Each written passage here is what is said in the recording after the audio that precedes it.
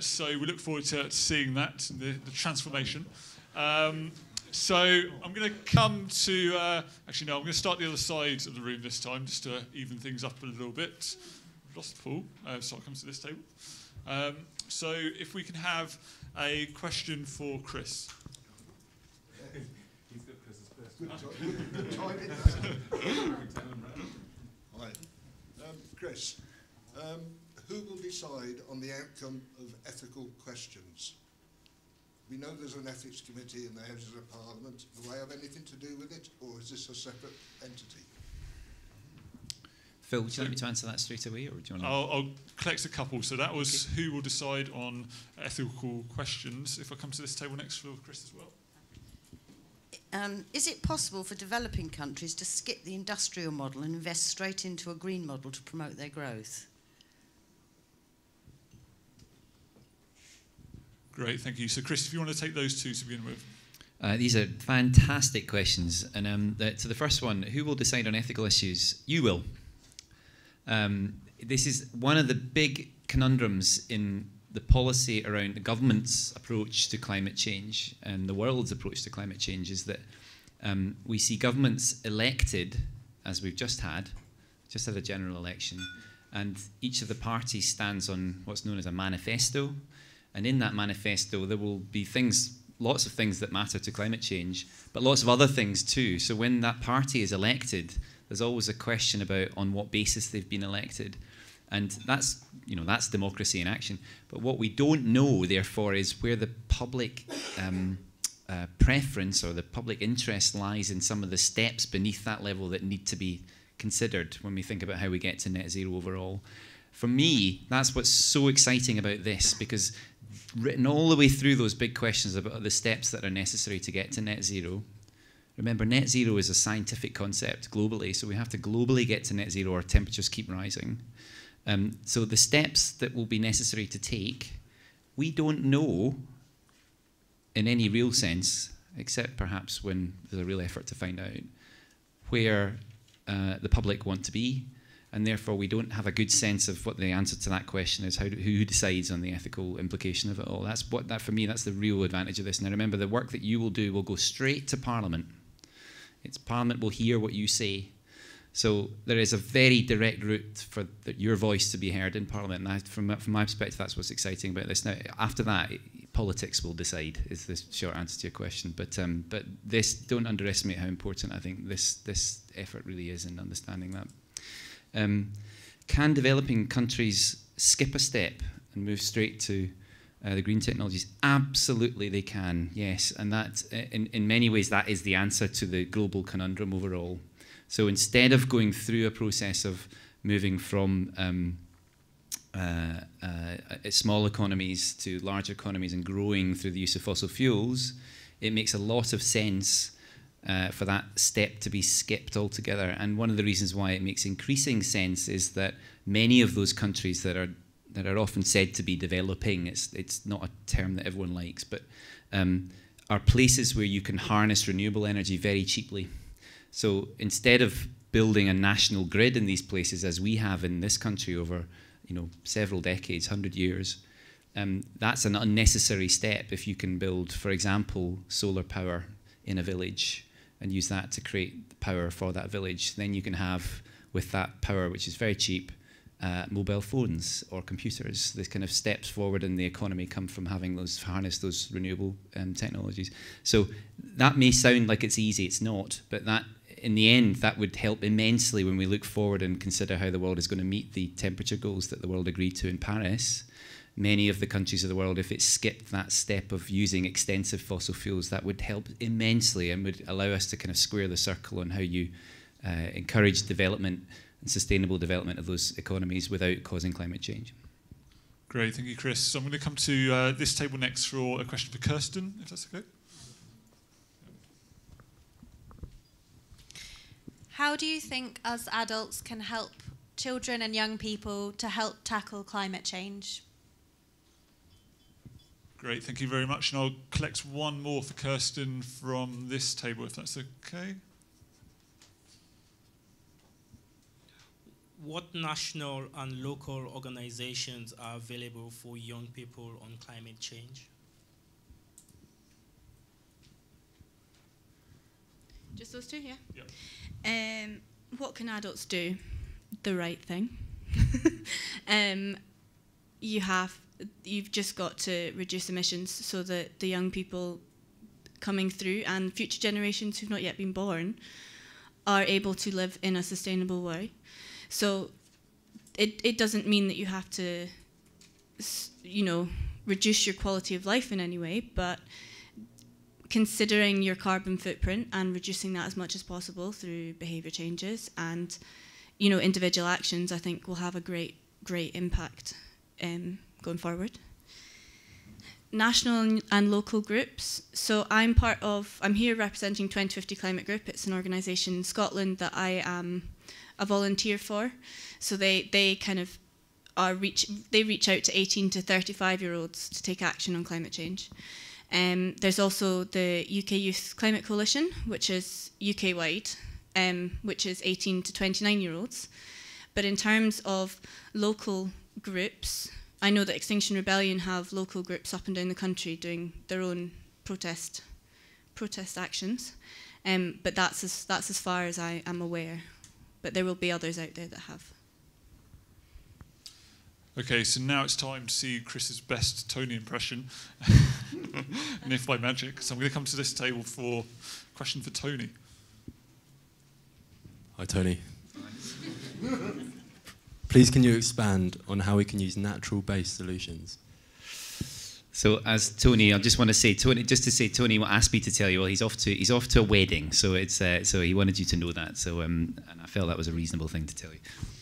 Great, and another question for Tony from this table.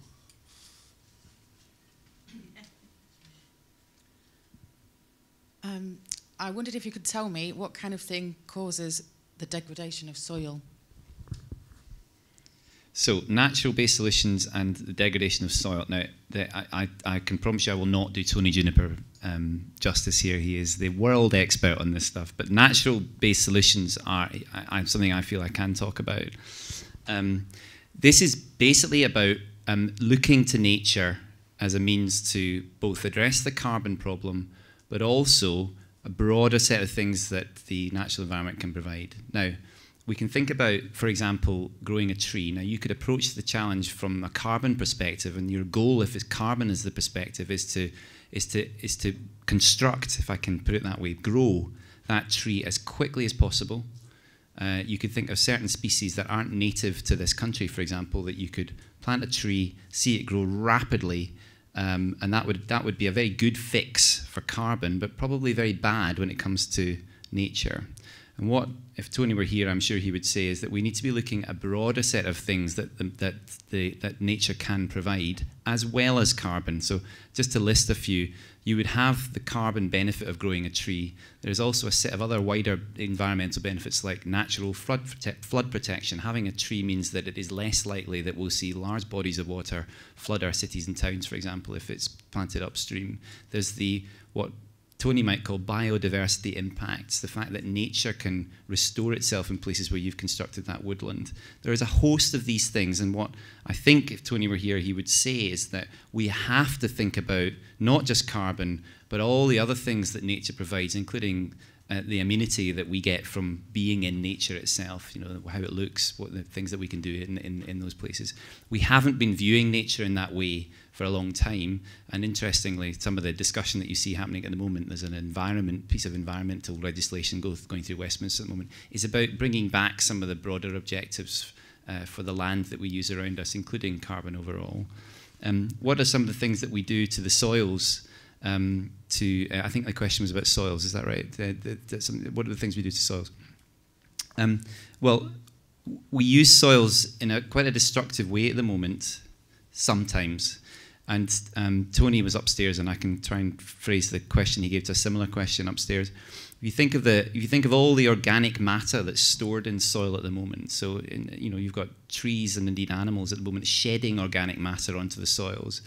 You have a set of things in the soil, including the microbes, things like worms, they come and they'll suck that down into the soil, and it becomes organic matter, and it's stored there.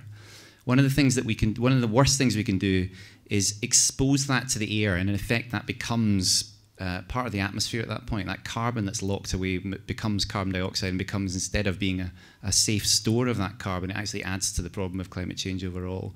We are doing that a lot at the moment, particularly in places like peatland, which is an incredibly valuable store of carbon at the moment. It will only be a store of carbon if we keep it wet.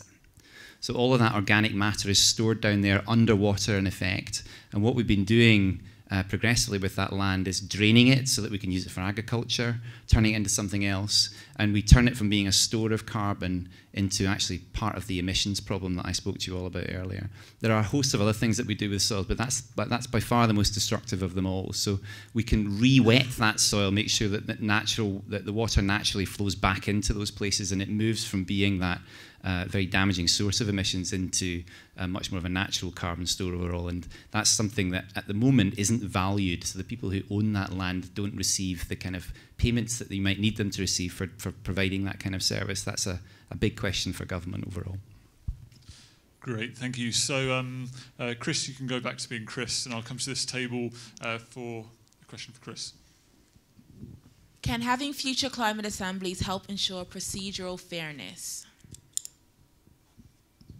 So I'll let you answer that one by itself while I run to the other side of the room to collect some more questions.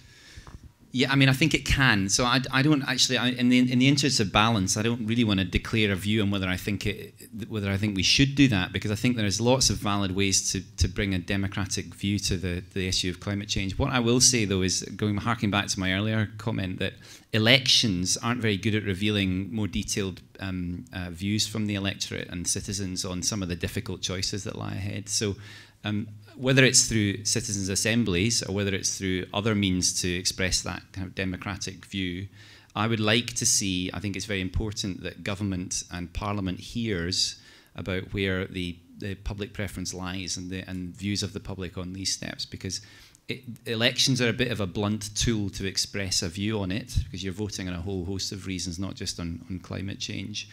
And the other thing to say about elections is that a parliament typically lasts between 4 and 5 years. The issues that we're talking about extend beyond those parliamentary terms. So actually that's another reason to look beyond just the normal cycle of parliamentary process, because this is an issue that won't be solved in any one parliament, I suspect, if indeed solving it is the right way to express the outcome that you're looking for. Thanks, Chris. I'm going to collect a couple of questions for Kirsten now. So to this table next. Kirsten, what would be your first moves to start these changes that you talk about? Thank you for that. And to this table. Okay. Well, being very passionate about the issue caused by previous generations, we have yet to hear any potential solutions. So can you offer any potential solutions which can give hope to your younger generations?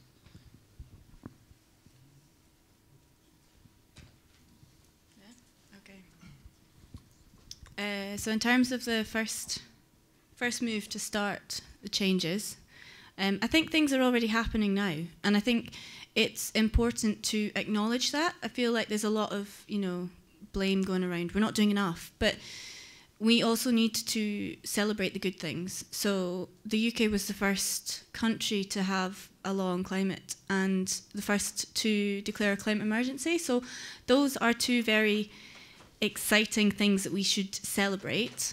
But moving forwards, we need to look more at, in my opinion, behaviour changes and individual actions, because we can't wait for governments to do to do the systems change that we are needing. Like Chris says, parliaments are only around for 4 or 5 years, so we need to think about the ways we can change our lifestyles. For example, our diet, our houses, and our transport. I think those are the easiest and the first things we should be doing. Potential solutions. Could you elaborate on that, please? So, do you want to sit in the microphone?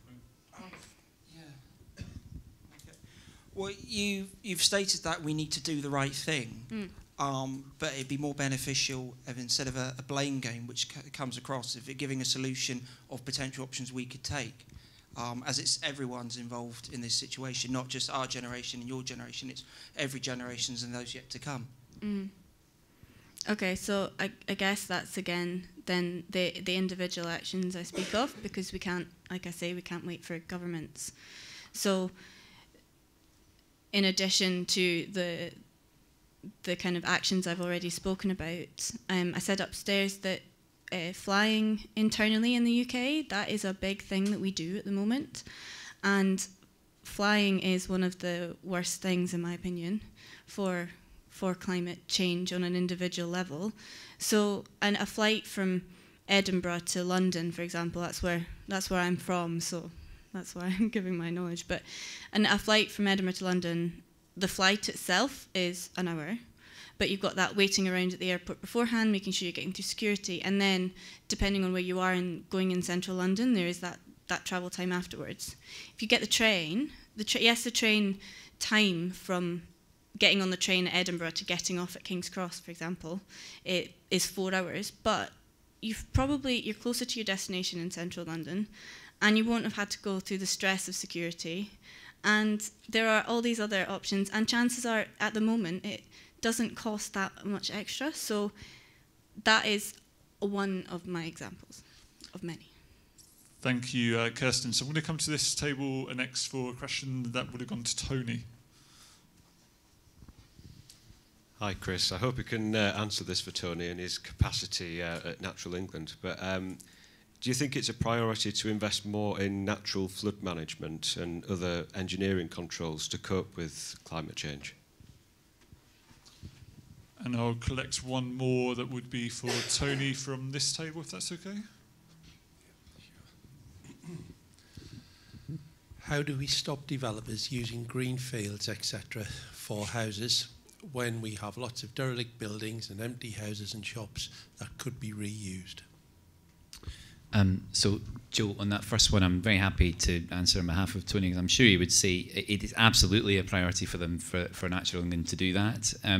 I might add to that the evidence on it being a cost-effective approach is also very strong. So, investing in natural flood management, which often ties very well with the climate goal of reducing carbon in the emissions, is a sensible thing to do all round, because we know that as the climate is changing, those floods are becoming more extreme and on occasion more frequent. So actually, this is a kind of sensible thing in any eventuality to do, and it's a really sensible way in which Natural England and others use their resources. So I would think they would regard that as a very strong priority. On the question of greenfields and how we stop development on them, that is an enormous issue. And I think, if I might just offer a few reflections on it, that it is astonishing to me, at least, that many people who develop housing and many people who construct housing are not aware that they are doing so in issues of where we experience the issue we've just talked about, flooding. It is often much easier, to answer your question directly, to develop on a greenfield than it is on a space that's previously been developed. Those two issues together are not managed well at all by the planning system at the moment. So, planning system treats new development often on floodplains in green spaces really well, and you can get housing developers quickly seeking and getting their planning permission to construct new houses. That is a really silly thing to do all round. It's silly for the people who then have to move into it and may see that they're living in a home that is not worth nearly as much as they thought when they bought it. It's silly from the perspective of the environment too. How we switch to brownfield development instead is much harder, because there's a different set of planning rules there. There's a different set of policies and regulations overall that could be changed to make that more advantageous, but so far haven't been. I mean, I would regard that, and I do this in my job in the Committee on Climate Change, as one of the policies that we'd like to see shift. So, instead of changing the natural environment like that, and we should be moving to a world where we protect nature in those places as best we can. Consider some of the things we've already talked about in natural flood management, developing nature in a way that works in harmony with carbon and the broader set of objectives we have for it, and that might include some greenfield development. We know we do need new housing in this economy over the next few years, but it makes much more sense to put it where we previously had it. So I'm going to collect 2 more questions for Kirsten. So I'll come to this table. Hi. How do we convince the older generation to take shared responsibility? Thank you very much. And why do you think the government won't recognise the youth's opinions? They clearly care, and still no action is taken, or little action is taken.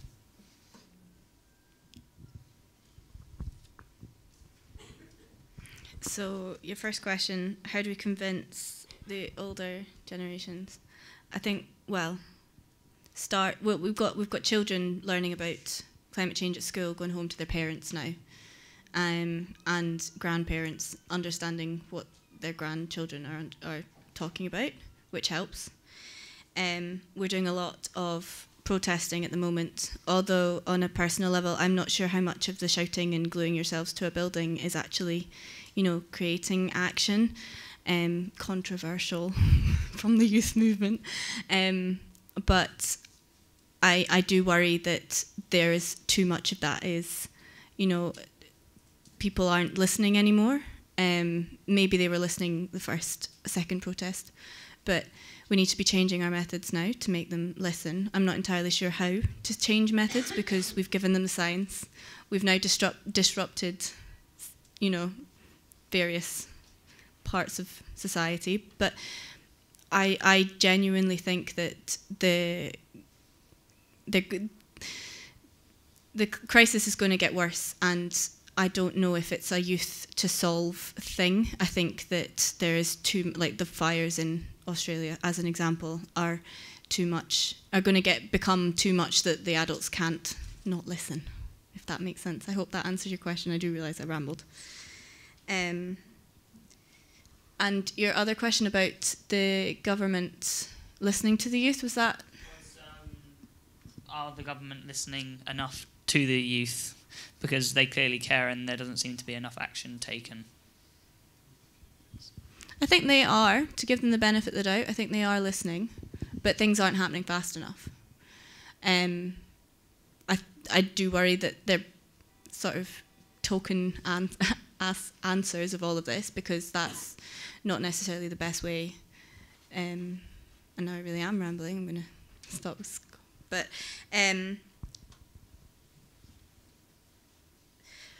I really hope that they do start to turn around and listen. And once we've got other big, we were trying to make this last general election the climate election that turned into the Brexit election as per. And I really hope that once that issue is out the way, that we can actually get back to solving the real things that matter.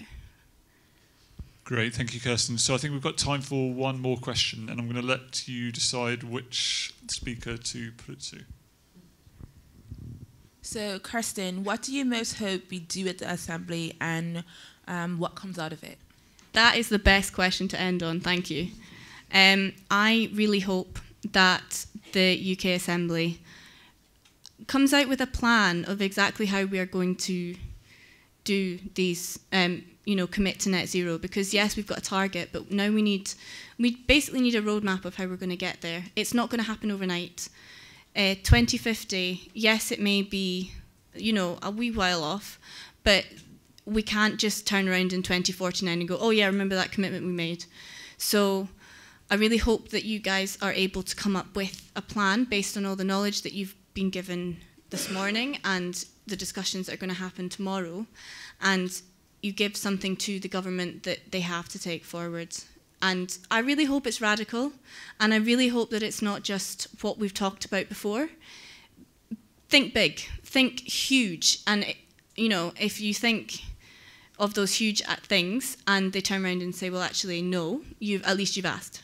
And maybe in aspiring to more, you actually get the outcome you're wanting. hope that answers it. Thank you very much. Can we give Kirsten, Chris and Tony a big round of applause?